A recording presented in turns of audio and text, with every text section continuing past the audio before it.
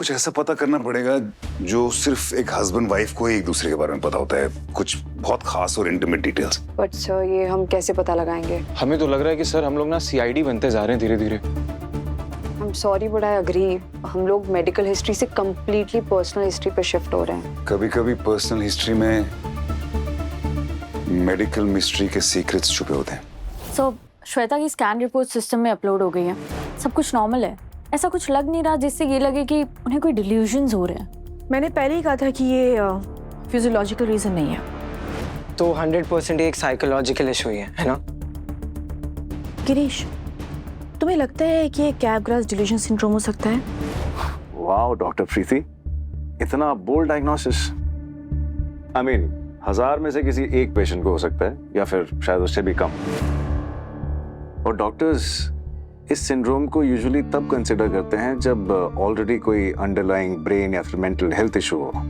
But Capgras syndrome, nice. Doctor Girish, ये मेरे ऊपर से जा रहा है, थोड़ा इंटर्न लेवल पे समझा सकते हैं प्लीज?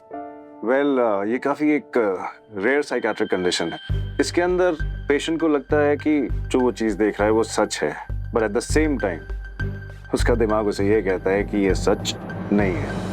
I mean, जैसे इस केस में है, श्वेता के केस में, उसे पता है कि ये उसका पति है, ये उसी की शक्ल है, उसके पास सारे प्रूफ्स हैं, आईडीज हैं, बट फिर भी कहीं ना कहीं उसका दिमाग ये कह रहा है कि ये उसका पति नहीं है।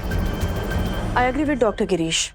हमारे दिमाग में फेस रिकग्निशन 2 पैरेलल ट्रैक पर काम करता है। एक चेहरा कहता है कि ये मेरा पति है, और दूसरा जो प्यार वाली फीलिंग, एहसास देता है, वो कहता है कि मेरे पति जैसा है। कैपग्रास में पहला ट्रैक तो काम करता है पर दूसरा कट जाता है, इसलिए चेहरा मैच होता है पर फीलिंग मिसिंग होती है। और दिमाग इसी कश्मकश को, इसी पजल को इस तरीके से सॉल्व करता है कि ये कोई इम्पोस्टर है। इन शॉर्ट, नजर तो परफेक्ट होती है पर वो प्यार पहचानने वाला सर्किट कट जाता है। जैसा श्वेता के केस में हो रहा है। एग्जैक्टली। वाह डॉक्टर प्रीति, आपने तो केस ही सॉल्व कर दिया।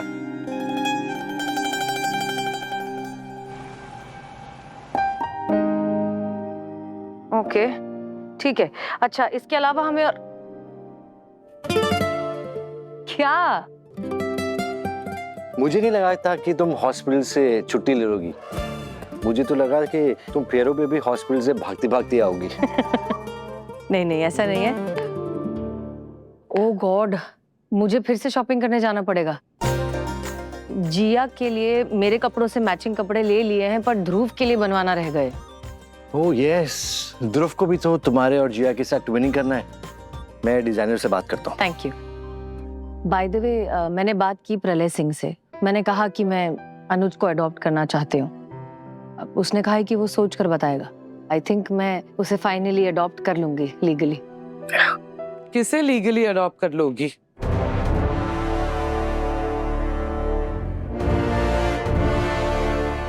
ठीक है, तुमने बताया था ना? नहीं, मुझे मौका नहीं मिला।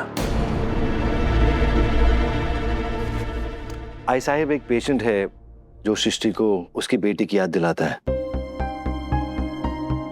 जिसे उसने 8 साल पहले खो दिया था। वो बेचारा 8 साल का पेशेंट एक अनाथालय में था। सृष्टि उसे लीगली अडॉप्ट करना चाह रही है।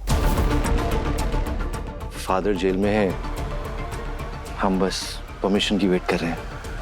जेल में है? अपराधी का बेटा? जी, एक्चुअली वो अपराध उन्होंने बस गुस्से में कर दिया था।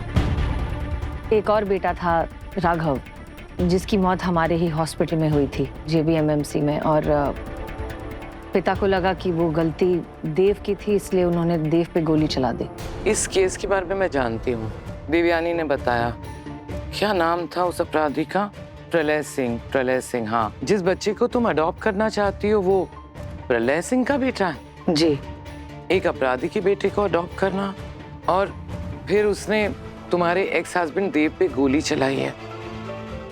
क्या ये सही होगा? देखो बेटा, अपराध अपराध होता है। कहीं ऐसा ना हो कि वो बच्चा बड़ा होके अपराधी बन जाए। नहीं, ऐसा नहीं होगा। मैं उसे परवरिश दूंगी और मैं उसे इतनी अच्छी परवरिश दूंगी कि वो चाहे कितना भी गुस्से में आए कभी कोई क्राइम नहीं करेगा। ठीक है, विचार अच्छा है। बच्चे को माँ मिल जाएगी और एक फैमिली भी। एक काम करना, तुम उस अडॉप्शन के लॉयर से मिलने वाली हो ना, तो उससे बात करो कि दिग्विजय जिया को लीगली अडॉप्ट कर ले। जिया को अपना सरनेम बदलना होगा, जिया देशपांडे। आंटी, जिया का सरनेम बदलना, आई डोंट थिंक देव कभी मानेगा इस बात के लिए।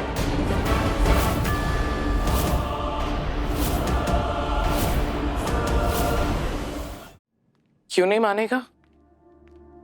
उससे क्या फर्क पड़ने वाला है? जिया 18 साल की हो गई है। देव ने तो कभी कोई परवाह नहीं की उसकी। दिग्विजय ने सारे बाबा के फर्ज निभाए हैं, इसीलिए जिया को दिग्विजय का नाम मिलना चाहिए। जिया दिग्विजय देशपांडे, यही ठीक रहेगा। आंटी लुक, मैं अच्छे से समझती हूँ कि जब जिया बड़ी हो रही थी तब देव काम में इतना ज्यादा बिजी था कि उसने कभी जिया को टाइम नहीं दिया।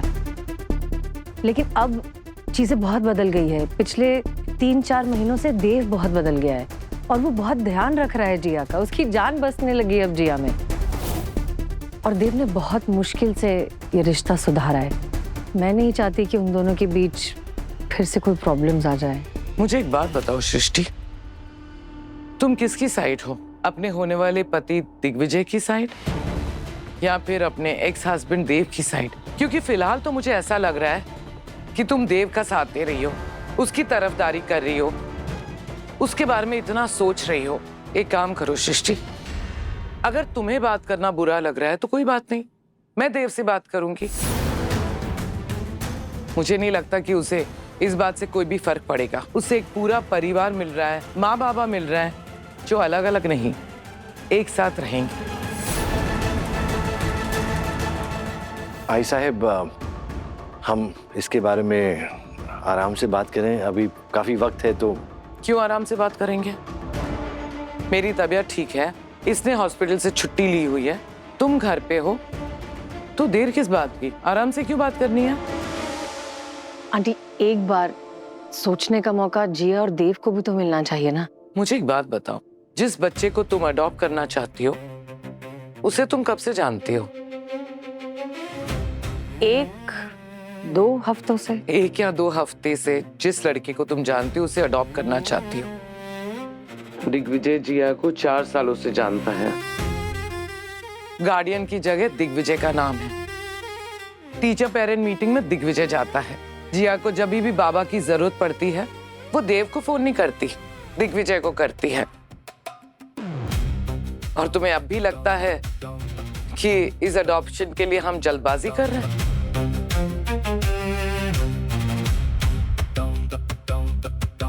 देखो बेटा, अगर तुम वाकई में दिग्विजय से प्यार करती हो ना, उसे खुश देखना चाहती हो, तो उसे जिया को लीगली अडॉप्ट कर लेने दो। ये सोचो ना कि तुम अपने होने वाले हस्बैंड को एक बहुत ही प्यारा सा वेडिंग गिफ्ट दे रही हो।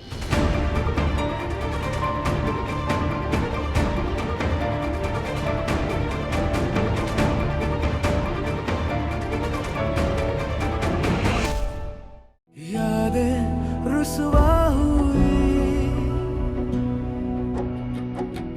धुंधली सिसकी हुई,